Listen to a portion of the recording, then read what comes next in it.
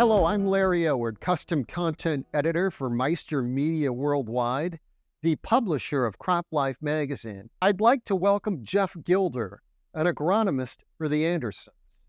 Jeff is going to answer some questions about the importance of nitrogen for crops, especially at sidedress. First, a little bit about Jeff. He is a graduate of Western Michigan University and holds a bachelor's degree in business administration in management and marketing. With 30 years of experience in the agriculture industry, Jeff has seamlessly combined business acumen with a passion for agriculture. Since joining the Andersons in 2019, Jeff has played a pivotal role in developing new products, on-farm product research, and growing the use and application of products to new markets and geographies. He is also a certified crop advisor, underscoring his dedication to staying abreast of the latest advancements in agronomy to ensure he can provide cutting-edge solutions to the challenges faced by farmers across the country. Jeff, welcome. Thank you, Larry. Jeff, what is the importance of nitrogen throughout the growing season? That's a very good question, Larry, and appreciate the opportunity here today. But in terms of nitrogen throughout the growing season, we tend to think about corn, when that nitrogen questions come up. But at the Andersons and in all the geographies that we get an opportunity to cover, our territory managers, our agronomists, we get an opportunity to work with not only the traditional row crops, but we get into potatoes, into sugar beets, touch a little bit into canola, black beans, navy beans, lentils, and a lot of different vegetable crops. So that nitrogen question kind of takes on a little bit different thought process. We know that nitrogen is going to be very important for chlorophyll formation, which then is important for photosynthesis. We know that nitrogen is going to be a major piece in amino acids, kind of those building blocks of our proteins, and nitrogen is going to be a component of DNA telling our cells, in those plants how to grow. So, every crop, no matter what that growing crop is going to have some yield determining growth factors. If we start with corn, we spend a lot of time talking about growth stages V5 and V8. So within that first 8 or 9 weeks of that corn plant's life, it's going to determine the maximum number of kernels that it's going to produce per year. Wheat, we tend to think about tillering being another one of those growth stages that's going to help determine yield. So nitrogen is needed at every stage of growth. The amount might change, by crop, but really the goal is going to remain the same, and that's to feed the correct rate at the right time. So at the Andersons, one of the things that we've done and one of the approaches that we've taken is to make recommendations that consider the whole growing season. So we've built some high yield programs. We have corn, soybeans, wheat, potatoes, sugar beets. We've got some vegetables in there. And we're adding more of those high yield programs every year. They take a look at those yield determining times. We want to make sure that we're ahead of that curve and that we're not allowing the plant to feel the stress of a hidden hunger. So, we start with a good foundation of a starter program. We show the value of sidedress nitrogen applications, and then we really make sure that crop has enough nitrogen to finish or to mature, with our foliar programs. Jeff, what are some considerations for growers for nitrogen applications, specifically at sidedress?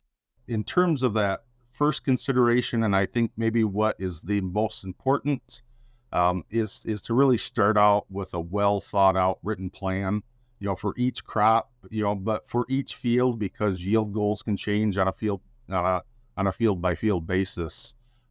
These plans, they're going to include, a seed or a plant selection, what the crop protection plan is, with the herbicides, fungicides. A big part of these plans is going to be our fertility recommendations, and kind of what that long-term crop rotation is going to look like.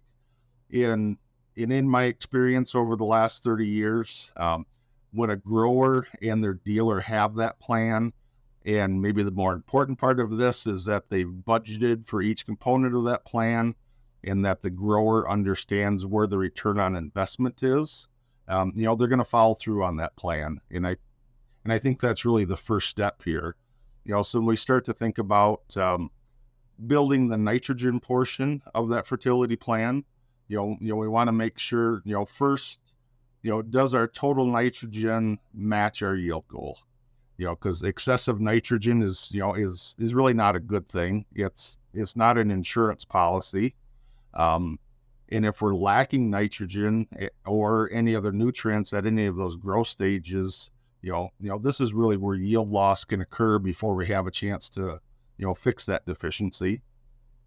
In terms of a crop rotation side, are we making sure that we're given the correct nitrogen credit from a previous crop? And are we accounting for the nitrogen needed by our beneficials to help break down stalks as part of that residue management, especially after corn and wheat? And does our plan include, pulling some pre-sidedress nitrogen tests or doing some tissue sampling before that sidedress application? Kind of the second part of your question, Larry, is, kind of specifically at sidedress, and this is where we want to consider, our 4R management, right rate, right time, right source in terms of nutrient stewardship. This is really going to help us maximize our yield potential, while minimizing our nitrogen loss. Part of the 4Rs is really the right time in understanding that every crop is going to go through a period of some high nutrient demand, and really how does nitrogen play a role during those different growth stages.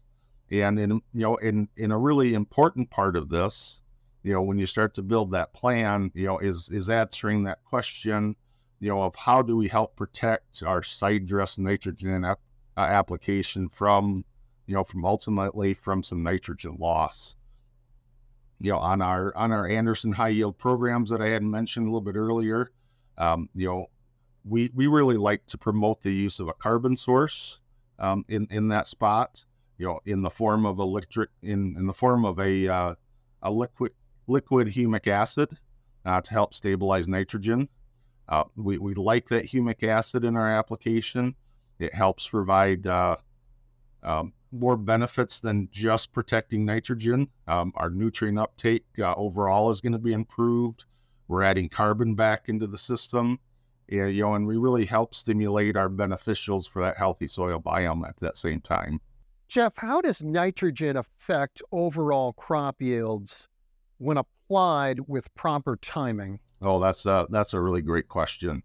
And it really kind of takes me back to that idea of having that written plan and using a high yield program to help you write that plan. This is where we really want to understand kind of that usage curve of nitrogen, and how it's going to affect early growth, kind of those rapid vegetative growth stages, where it plays into play, in terms of pollination, flowering, pod set, fruit set, kind of depending on that crop. Corn is definitely going to be different than green beans, just because of that day length. And, in terms of, corn's going to need a little bit more nitrogen at the end. And, green beans, we really want it to tail off, about 45, 50 days in. Green beans are definitely going to be different than what a potato crop is going to be in terms of, those peak demand uses, and how much nitrogen we're going to need at the growing season.